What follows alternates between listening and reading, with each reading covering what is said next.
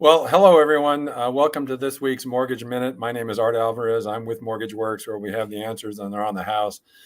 And if you've been watching the show on a regular basis, we're going to deviate from our normal agenda, if you will. I want to get into a discussion about something that I'm really very, very focused on in the existing home market. Something I've been talking about a lot in some of our previous programs. And I really want to get into this in sort of a seminar-like fashion and tell you about temporary buy downs and how they can help both buyers in terms of their efforts to buy a home and get a reasonable rate and payment. And then as well, I think they can help sellers when you're in a situation where you're trying to get your home sold and try to make your home as attractive as possible to the widest possible market.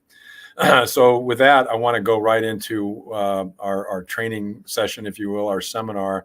And I've entitled it All About Temporary Buy Downs. And I do consider this a must-see for any buyers, sellers, and their agents who are dealing with either making an offer on a home, or if you've got an existing listing or about to list a home, how temporary buy downs can be a key factor in your strategies. But so why am I doing this? Well, the big reason for this is that I feel like, well, think of it this way. For some time now, we've been talking about, the media has been talking about, the real estate markets have been locked up. What does that mean? Well, buyers have been on the sidelines waiting for rates to come back down, maybe closer to where they were in 2020 and 21, the 2s and 3s. Sellers or potential sellers, homeowners that is, who have a lot of equity, maybe would like to sell their home, buy a bigger, nicer home, what have you, are sort of locked up because they have a very low 2 or 3% mortgage, and they're fearful of selling because of then having to deal with having to take possibly a new mortgage at maybe double the rate than what they have now.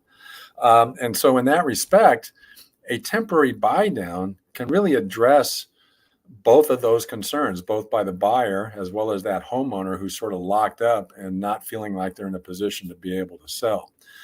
So with buyers, what we're going to show you here is learn why offering below list price may not be your best financial option. And then for you sellers, we're going to show you how temporary buy downs will or should attract more buyers and may get your home sold faster than simply lowering your asking price if you're in a position where your home maybe has been listed for 30 or 45 days or so and you're contemplating an adjustment in your price. So that's what we're going to do with this seminar. Let's go right into it. We'll go to the next slide. First of all, one of the things that's frustrated me for years in this industry is how the new home market in terms of home sales is a lot different than the existing home sale market. And when it comes to buy downs, one of the things I would want to urge resale agents, real estate agents selling existing homes, understand that new home builders, I think, are your competition. They're selling homes too. Now, yes, they're brand new and nice and shiny and got all the latest features. But at the end of the day, they're selling a home at a price, and they're going to do everything they can to make that home, that purchase, as attractive as possible. Now, maybe they have a leg up because they're building this brand new, nice, shiny home. But at the same time, builders, I believe, understand financing and its role in helping get their homes sold. So I would say to really resale agents, builders are your competition, particularly the production home builders. Don't fight them, join them. And what do I mean by that? Well, for years, decades, builders have been using interest rate buy downs, both temporary and permanent, to sell more homes. I was doing temporary buy downs as well as permanent rate buy downs for buyers of brand new homes in the 1980s in LA County, up in the high desert, the Palmdale, Lancaster area, and other places around there. So even back then, that was understood by home builders to be a key part of their strategy to sell more homes. And of course, in this last year or two, with rates having dramatically gone up as much as they have, it's no surprise that we saw some adjustment in the number of new home sales as a percentage of the total in the market versus existing home sales. And I'm talking about nationally, of course. Over this last year and a half, 2 years, we've seen a move where new home sales, which maybe would typically historically be 15-20% of the total sales in the country, had inched up to 25-30%, while existing home sales were languishing a bit. Well, there's a reason for that. New home builders, again, understand financing, and when rates started to rise dramatically, they jumped in quickly with strategies to help the buyer address their biggest concern: high rates. Give them an option to address that concern. Builders understand that. They react to conditions in the market that require doing that, and they get it done, and they get more homes sold because of that. So again, builders understand the critical role of mortgage financing in terms of attracting more buyers. It reminds me back again in those days in LA County when I was up in that higher desert, Palmdale, Lancaster. We had a branch office for the company I was working at, and we did mostly loans for buyers of new homes. And one of my key customers at the time was a developer out of the San Fernando Valley. They were called West Venture Development. And they were building hundreds of homes in what that's called the Antelope Valley. And one of the principal owners of the company, his name was Lou Berkowitz. He had a background with K&B, Kaufman and Broad. He would call me from time to time. I would go to his office in Encino, and we would have a strategy session to talk about what we could do from a financing perspective as their preferred lender to provide attractive loan options to their buyers. In a lot of cases, that would involve either permanently buying down a loan or more often temporarily buying down the loan. And that proved, again, to be a successful strategy to help them. And of course, we did this with other builders, help them get more homes sold. So I think that's a critical part of the understanding of this strategy. New home builders do it really well. I want to see the resale markets focus on this more, do this well. I think then you can compete with those home builders and you might get a few more homes sold. Or if you're a buyer, be able to buy a home and get that home at a much more attractive payment schedule. So with the next slide, what I want to talk about is what exactly is a temporary interest rate buy down? It can sound kind of complicated, but it really isn't. In fact, it's incredibly simple. So I'm going to try to explain that. With a temporary interest rate buy down, you're going to take whatever the mortgage is that's available at current rates, what I call the market rate, which essentially is what's the best rate available for an FHA or a conventional conforming loan. What's the best rate available for a given credit score at 0 points? And so let's consider that would be the note rate. Right now, as of right now today, conventional conforming mortgage rates are right around mid sixes, let's say 6.5. In December, actually, when we were preparing this program, they were actually dipped down to the sixes, or right around 6. Now, FHA, VA, we're still around 5 3/4. So let's consider that the note rate. What a buy down does is it provides an ability to subsidize that rate that the borrower is going to undertake, subsidize it for 1 to 3 years. So what does that mean? Well, if you subsidize it for 1 year, that means, let's say if we're starting at 6.5 as the note rate for a 30-year loan, then for the first year, the rate would be subsidized to 5.5. If you did this for a 2-year period, the rate would be subsidized the first year by 2%, 1% the second year. Or if we do 3-year subsidy, then it would be 3% the first year, 2% the second, and 1% the third. So the cost to do this, to buy down that note rate for that 1 to 3 year period, is typically paid by the seller, not the buyer. In fact, most lenders won't let the buyer pay for the buy down. In fact, frankly, anyway, it doesn't make financial sense for the buyer to do that because you're just you'd be providing a good amount of your own money up front to subsidize the payment schedule over the next 3 years or 2 years or 1 year. And that's a diseconomic thing to do. Now, sometimes when the seller cost for the buy down is considered as points, but that's not so. It's technically not points. It's an interest rate subsidy. So that's an important, subtlety about temporary buy downs. The cost that the seller incurs is not considered part of the points and fee limits that the Consumer Financial Protection Bureau installed way back in 2010 for the current conforming loan environment. So again, the the seller paid cost of the temporary buy down is not technically considered points. And what the seller is simply doing is they're paying the difference in the payment each year based on what that bought down rate is. So they're going to look at the payment the first year, the payment the second year, the payment the third year, compare it to what that note rate payment will be when the subsidy period is over, and then calculate the difference in the monthly payment each year for the period of the rate buy down. So let me give you some numbers that will show this to you in a little bit more detail. And on this screen, what we're going to do is we're going to show you how the calculation works, or what the buy down options are, I should say. So again, I described it earlier. A 1.0 buy down, the interest rate's bought down just for 1% for 1 year. Those are not that common. Obviously, that's not that much of a benefit to a home buyer, a borrower. 1% is certainly helpful in terms of lowering that payment, but it's not going to have quite the pizzazz as if you did it for a 2 or 3 year period. For example, on a 2-1 buy down, the interest rate is bought down 2% the first year, 1% the second year. And then with a 3-2-1 buy down, interest rate is bought down 3% below the note rate the first year, 2% below the note rate the second year, 1% below the note rate for the third year. So you don't actually get to that note rate until year 4. So you've got a 3-year period of having a below market rate and therefore payment on your mortgage.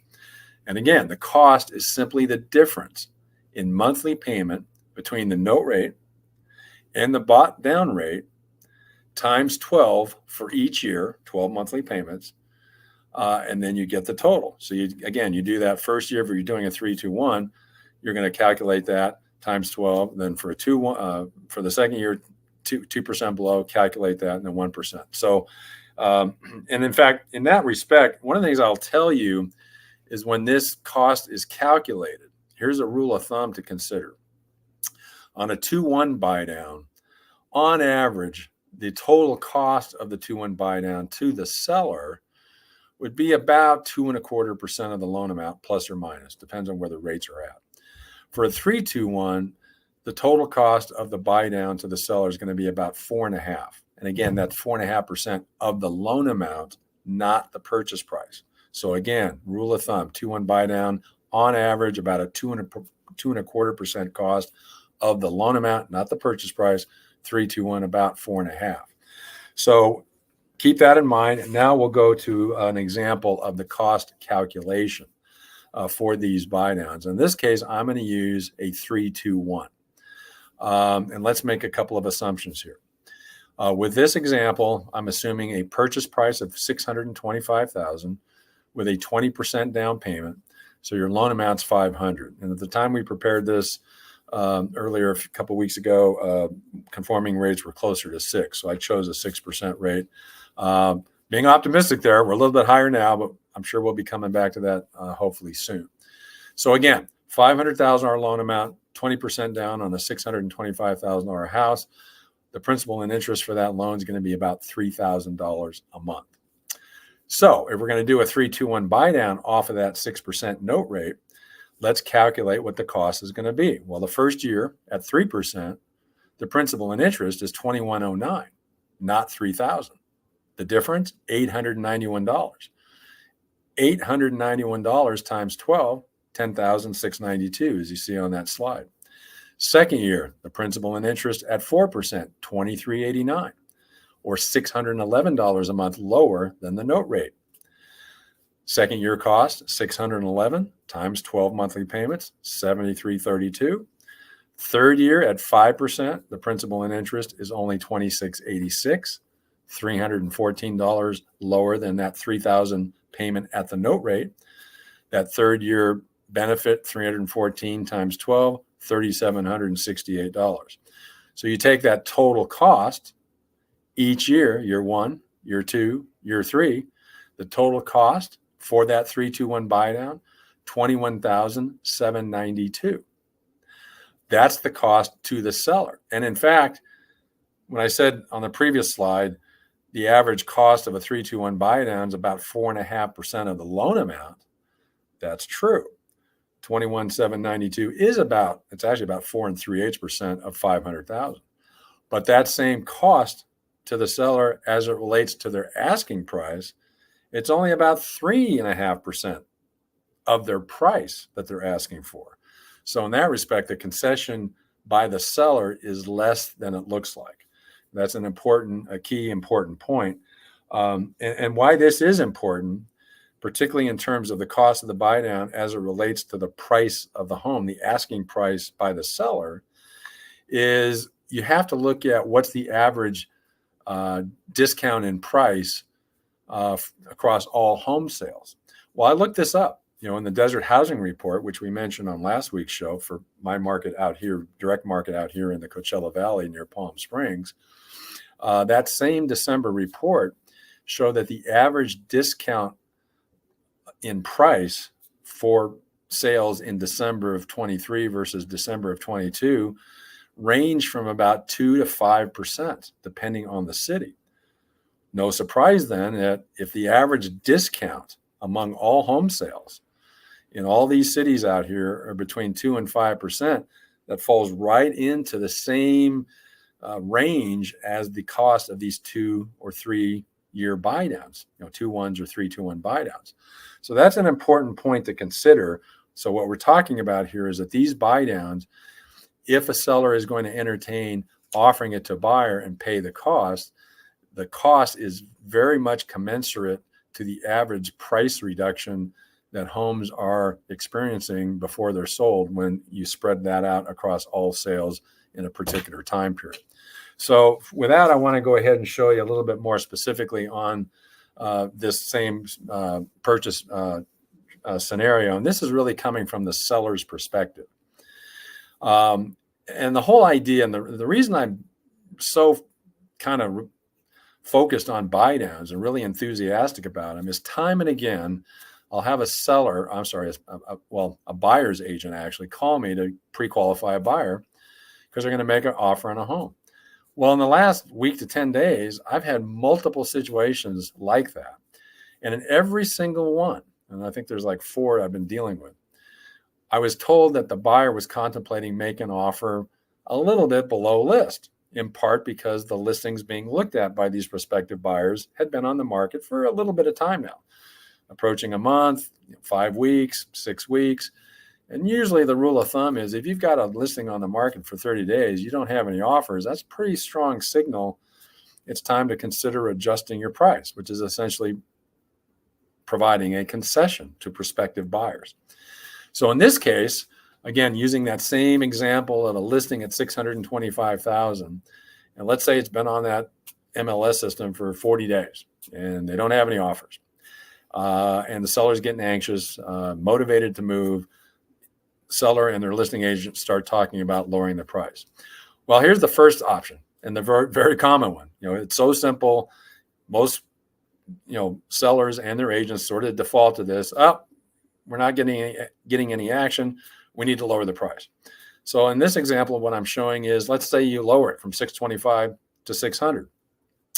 That's a concession by the seller of $25,000. So giving up that amount of value. Now, what does that do to the buyer side for a prospective buyer? Well, now with 20% down, their loan amount's not going to be $500. It's going to be $480. And what that means is the principal and interest is going to drop from $3,000 at $500,000 loan amount to $2,878. That's $122 lower. So that does point out that if the seller, in getting more anxious about selling their home, is willing to offer a concession by lowering their list price by $25,000, there is some benefit to that buyer who otherwise was contemplating and buying it at full list. By nature of the price reduction, they get an opportunity to get a smaller loan amount, which is going to save them some money per month in the mortgage payment. And at a market rate, again, in this example, we're using 6%, it's $122 a month. It's okay. Not so much that you can get real excited about it, but it's something, right? Well, here's the other option. And again, I've run into these scenarios in the last couple of weeks where I basically stepped in and said, okay, I'll do your pre-qual at the lower, asking price that you want to do, but hey, consider this other option. And here it is. Keep your list price at $625. Don't lower it. Instead, update your listing remarks and let the buying public, let those prospective buyers know that you're willing perhaps to pay the cost of a 3-2-1 buy down for a full price offer. And as we showed earlier, if you do that, then your seller concession is actually not $25,000 from option one's price reduction. It's actually lower concession, $21,792. And again, that money, that $21,792, is taken from the seller proceeds at closing, forwarded to the lender who's funding the loan for the buyer, and those funds are placed into a buy down account. So then every month when the buyer makes that subsidized payment based on that lower interest rate, 3% in the first year, 4% in the second year, 5% in the third year, because the note rate's at 6% in this example, the lender then pulls money out of this buy down account bucket and adds what's necessary to meet the full note rate payment each month during that first 36-month buy down period. So again, it's really a simple concept, not that difficult. So again, with this 3-2-1 buy down option, the seller is still providing a significant concession, but a little bit less than the price reduction they were contemplating. And they're giving the buyer a much, much more powerful financial benefit because their first year payment isn't $122 a month lower. It's $891 a month lower. Now, as a seller, you got to believe if you're able to offer a pathway to those kinds of numbers and payment the first year, that's going to get a lot of buyers' attention over just lowering the price, and they get $120 improvement in their payment, almost $900 improvement in their payment. That's going to be an attention grabber. The net benefit between the low price option the seller might pursue, lower price option the seller might pursue, and keeping their list price at the full price and offering the buy down, the net benefit to the buyer is still $769 when you take the difference between $891 full price with the 3-2-1 or the $122 lower from lowering the price, which of course helps the buyer by lowering their loan amount. So those are pretty important, pretty powerful numbers. So now let's look at this from the buyer's side. Again, you're a buyer. Maybe you're looking at this property. The seller hasn't lowered their price. They haven't offered a 3-2-1 buy down, but yes, it's been on the market for 40 days. Your agent checked in with the listing agent. Listing agent says, no, we don't have any offers yet. And yeah, my seller's getting anxious and, we're motivated. So send us an offer. We'll consider. So what do buyers tend to do, and their agents, frankly? Well, again, they kind of oftentimes, most of the time, sort of take the simple pathway of, well, let's offer 600. Yeah, it's been on the market 40 days. I've checked with the listing agent. No action, nothing pending. Looks like it's getting a little bit of a stale listing. We're going to offer 600. And of course, you can do that. And as we already illustrated on the previous screen, compared to going with a full price offer at a market rate, it's going to save you $122 a month. Okay, not bad.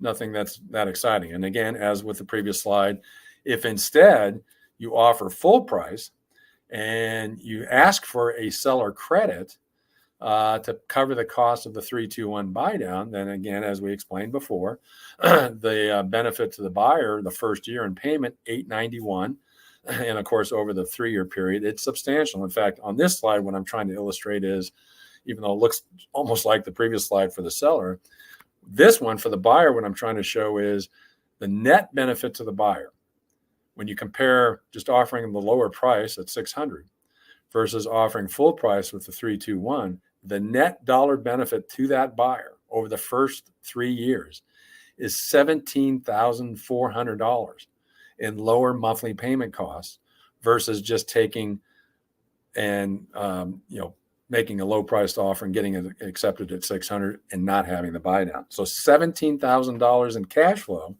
improvement. You're still getting concession dollars from the seller, but the concession dollars you're getting are extremely more powerful in terms of your cash outlay the first 3 years because of how it's being used. You're not using it to reduce the price. You're reducing it. You're getting it, the concession, to subsidize your monthly payments that greatly improves your cash flow during that first 3 years. So that's really what I'm trying to illustrate here. And again, over the last couple of weeks, I've had multiple occasions getting a call from an agent representing a buyer, wants to be pre-qualified, tells me what their offer price is. It's below current list price. I've now done this again several times in the last couple of weeks where I've said, no, let's try the full price with the buy down. One of them, I'm hearing they're going to open escrow today using exactly this strategy where they did offer full after they were contemplating offering below full list. I suggested go full with the 3-2-1, and guess what? It looks like they're going to get their offer accepted, and we're going to open escrow with that kind of arrangement. So it can be a very, very powerful tool to help you get homes sold if you're a seller, or to help you get into home buying in a much more affordable way.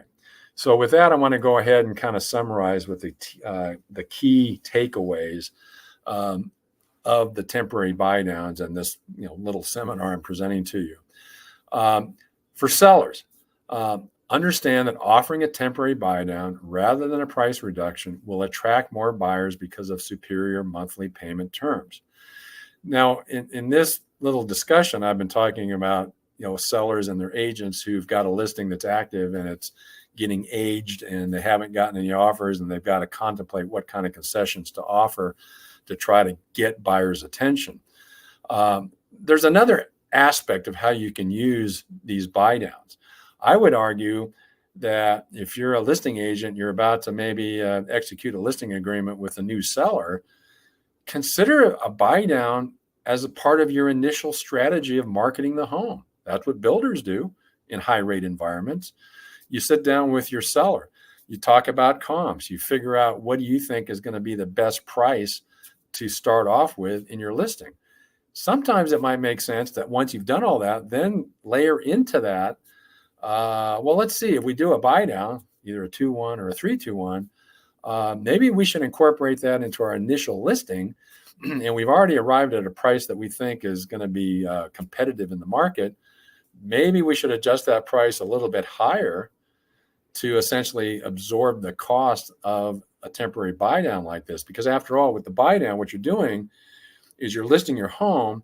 And if you offer that buy down immediately when the listing is activated, you're sending a strong signal to those prospective buyers. Hey, I'm a seller over here. I want you to buy my house, and I'm going to give you an opportunity to get you a below market rate, maybe down into the 3s if it's a 3-2-1, or down into the 4s if it's a 2-1. That's a powerful message if you're putting that out there right when you first list your home.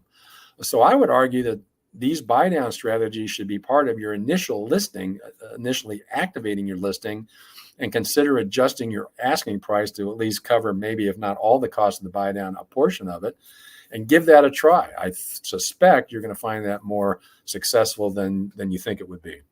For buyers, as I've gone over, submitting a full price offer with a temporary buy down is going, rather than the low price offer, is going to provide you much, much more superior payment terms and allow you possibly to actually extract less concession out of the seller than just asking for a lower price. It's kind of funny how that works out that way. But in any event, it's something that sort of doesn't come to mind initially, but it actually can work out to where I call it in this next point, a win-win situation. If you're looking at just whacking off $25,000, $30,000, $40,000 off the price, but then you end up finding out that you can get, as a buyer, much more financial benefit from doing a 2-1 or a 3-2-1. What you end up finding is, as a side benefit to the seller, is the total concession that you're asking for may not be as much as the price reduction that you were otherwise contemplating. So that's why I say this is a really good win-win situation for buyers who have still been hesitant because of high rates. Use your buy down options when you're making that offer to soften the blow of where rates are at. And then for you sellers, if you're having trouble getting your property moved, pull in the buy downs as a strategy to kind of regain attention in the market and get somebody motivated to maybe make an offer at your current list price. And like I said earlier, more importantly, if you're activating a new listing, I think it's a really good idea to consider a buy down option as part of your initial marketing efforts. Now, one thing I do want to point out, point of caution, because sometimes this is misunderstood. when you're doing a temporary buy down, the buyer is not qualified on the buy down rate. So if you're doing a 3-2-1 off of 6%, the buyer's not going to be qualified. They're not going to have their debt ratio calculated off of 3%. It's going to be the note rate. And that's true whether it's a 3-2-1 or a 2-1. So a temporary buy down is a financial tool to lower the monthly payments in the early years of the loan. So it's addressing the buyer's objection to high mortgage rates, but it is not a qualifying tool. So I can't emphasize that enough. All loans where there's a temporary buy down involved are going to be qualified based on a debt ratio from the note rate, not from the buy down rate. So keep that in mind. And lastly, what I want to leave you with here in terms of these buy downs and why I think they're such a great tool and why I think in the existing and the resale home markets, I feel like it's really underutilized. Temporary buy downs essentially provide you a one-sided bet. What they do is they provide you to still get into home ownership, lock in a worst case rate on a 30-year fixed at current market rate, again, right around the mid sixes. But then it gives you the benefit of having a lower monthly payment for anywhere from 2 to 3 years in general. One-oak buy downs, again, are not used that often. So for 2 to 3 years, it gives you that lower monthly payment benefit over current market rate. So what that's really means is it's giving you a 2 to 3 year window to be on the lookout for a refinance opportunity. Now, the markets in general are all optimistic that we should see rates fall in the next couple of years. I think it's going to turn out to be maybe a little slower and take, and therefore a little bit longer than was originally expected. But keep in mind that in terms of the history of mortgage rates, if you throw out the low pandemic years, you throw out the high point in December of 1981, the average mortgage rate in the U.S. over the last 50, 60 years has been right around 5.5. So we are going to get back to those levels. And if we get back down to 5.5, 5.25, 5, there's going to be a lot of refinancing activity going on, particularly true if we get under 5 and maybe get into the high 4s. And there's a lot of folks, including people who know a lot about financial markets, that think that can happen in a relatively short 1 to 3 year period. If that bears out, if that proves to be true, there's no better position to be in than using a 3-2-1 buy down. Get into home ownership today. You've got that one-sided bet. You've locked in a ceiling on your note rate. You've got 3 years to watch for that compelling refi opportunity so you can refinance into a lower note rate. You really, really can't go wrong, because by doing that and getting into home ownership now, when rates do fall, home prices are not going to fall. Home prices are going to go up even more, in my opinion. And so that's why I think it's very important. Get into home ownership now, and these buy downs would be a great tool to use to get you into that position. So with that, I'm going to go ahead and conclude the seminar. I hope you found this to be interesting and helpful information. If you're a buyer contemplating purchasing a home, you or your agent, feel free to contact me. I'm happy to give you some written worksheets on these kinds of buy down scenarios, at least for you to look at and consider before just offering a below list price or submitting a below list price offer. For you sellers, if you got a listing that's languishing a little bit, you're trying to figure out creative ways to get buyers' attention and frankly help them buy your house, then address their biggest concern. That's interest rates. Give them a way to access below market interest rates. These temporary buy downs will do that. So with that, again, I want to thank you for watching and listening, and stay tuned next week when we'll have another edition of Mortgage Minute. I'm Art Alvarez at MortgageWorks, where we have the answers and they're on the house.